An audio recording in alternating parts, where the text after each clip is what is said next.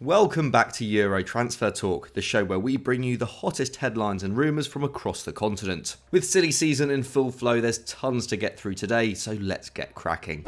We begin with the news that former Leeds manager Marcelo Bielsa could be set to make his return to football this summer. That's because Iñaki Aretxabaleta, who is running to become Athletic Club's new president, has promised to hire the legendary coach if he wins the election due to take place this Friday. The presidential hopeful told a press conference yesterday that Bielsa's ambition, quality and abilities are going to take us to the Athletic we must become, and there is of course reason to back this up. Bielsa managed their La Liga outfit between 2011 and 2013, leading them to the Copa del Rey and Europa League finals in his first season and getting them to play some of the most exciting football on the continent, launching the career of Ander Herrera and setting up Javi Martinez for a record-breaking move to Bayern Munich. So the Argentine tactician is fondly remembered by many in Bilbao, and with Aretxabaleta currently the third favourite to win the election, it's thought his endorsement of Bielsa could boost his popularity. Of course, it also means that Bielsa is far from guaranteed to be Marcelino's successor at the San Mamés, with his appointment entirely dependent on Aretxabaleta's ability to win over the club's membership. But that hasn't stopped the coach planning for the season ahead, with AS reporting that he had already sounded out Inigo Perez, a former pupil of his at Athletic, to be his assistant,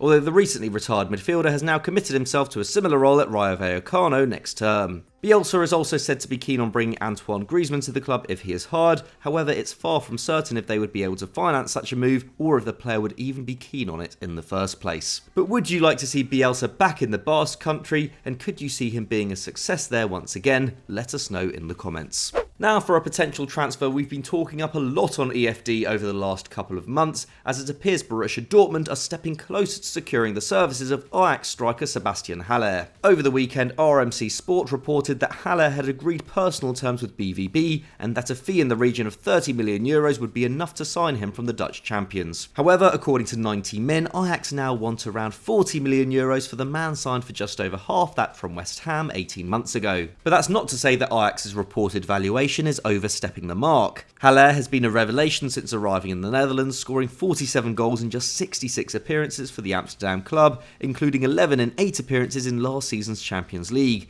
becoming just the second ever player to net in every group game after Cristiano Ronaldo, while he also has 3 years left to run on his contract. And given his track record in Germany, where he hit 15 goals and 9 assists for Eintracht Frankfurt in 2018-19, he is an outstanding candidate to replace Erling Haaland at the Westfalenstadion. According to Dutch journalist Mike Verweg, Dortmund have submitted a €33 million bid plus add-ons for the former West Ham man, who turns 28 tomorrow, and so if reports are to be believed, there is a difference of up to €7 million to be negotiated. We can see this situation escalating quickly, so keep your eyes out for developments.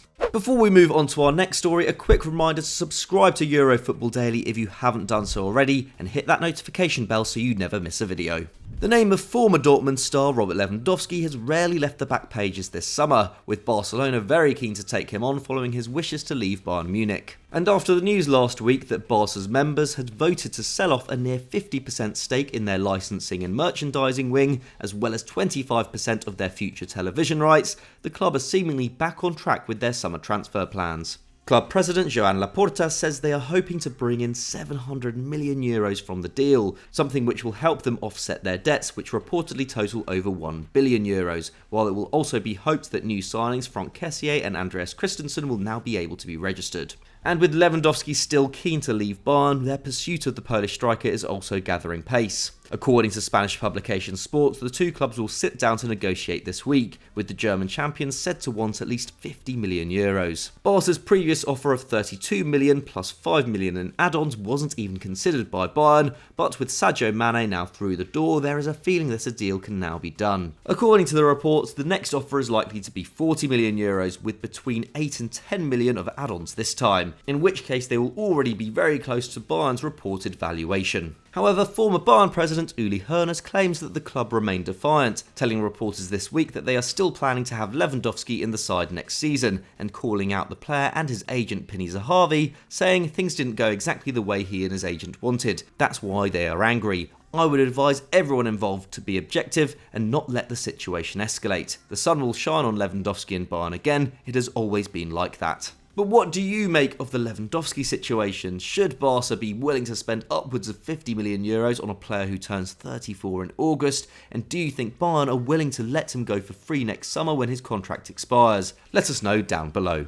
Another top striker whose future has been discussed a lot in recent weeks is Romelu Lukaku. Following a disastrous return to Chelsea, the Belgian star is keen to go back to Inter, where he scored 64 goals and won the Scudetto in a 2-year spell. The Telegraph reported on Sunday that he is on the verge of returning to Italy, with new co-owner Todd Boehly and manager Thomas Tuchel both happy to see him leave on loan.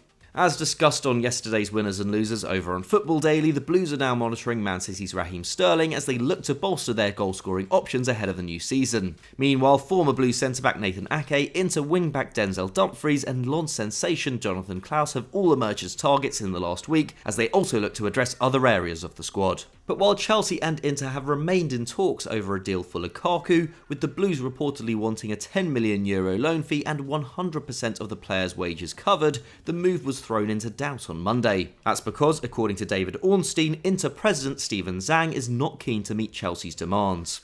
This claim was backed up somewhat by CEO Beppe Marotta, who told Italian station Radio Anchio Sport, "There are some difficulties and we need to evaluate whether there's a chance to make it. We won't announce Lukaku's return today. Lukaku and Dybala are our targets, but we need to consider financial issues. We are in talks with these two players and will be happy if we sign them. If not, we'll consider different targets." Meanwhile, news broke on Monday that Chelsea chairman Bruce Buck will leave the club, with chief negotiator Marina Granovskia reportedly set to exit too. Fabrizio Romano confirmed on Tuesday night that Inter had submitted a new proposal involving a €7 million loan fee, with owner Boehly now in charge of negotiations. With the Italian giants still operating on a limited budget following the financial fallout of the last 2 years, getting deals done for both Lukaku and Dybala would certainly be a big achievement, while Marotta confirmed that the free signings of Andre Onana and Henrik Mkhitaryan will be made official in the coming days. Lukaku will certainly be hoping that his name will be added to that list soon, and a report from Gazzetta dello Sport this morning suggests that a deal has now been struck between the two clubs. As this is being recorded, we haven't heard anything more yet, but the former Man United striker looks very close to sealing his dream return to the San Siro.